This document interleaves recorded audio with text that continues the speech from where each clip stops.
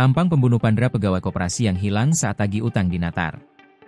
Kapolsek Natar, Polres Lampung Selatan, Polda Lampung AKP Setio Budihowo membenarkan pihaknya sudah menangkap terduga pelaku pembunuhan pegawai koperasi. Kamis, 31 Juli 2025.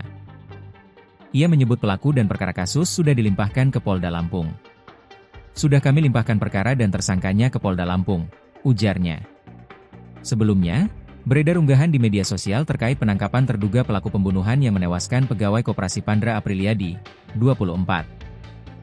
Dari unggahan akun Facebook bernama Sukmari Sanjaya menarasikan kepolisian telah menangkap terduga pelaku pembunuhan dan dibawa Mapolsek Natar. Alhamdulillah pelaku pembunuhan petugas koperasi Pandra Apriliadi, 21, berhasil ditangkap. Sudah paling benar dan bagus jualan somai malah bertingkah menghilangkan nyawa orang, bunyi cuitan dalam postingan. Terlihat dari foto yang diunggah terduga pelaku yang diketahui bernama Salam ditempel ketat oleh sejumlah anggota kepolisian saat memasuki Mapolsek.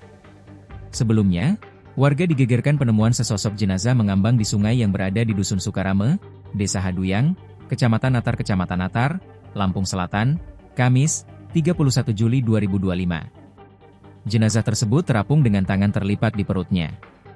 Adapun ciri-ciri mayat tersebut mengenakan jaket warna merah serta celana jeans biru. Download Tribun X sekarang, menghadirkan lokal menjadi Indonesia.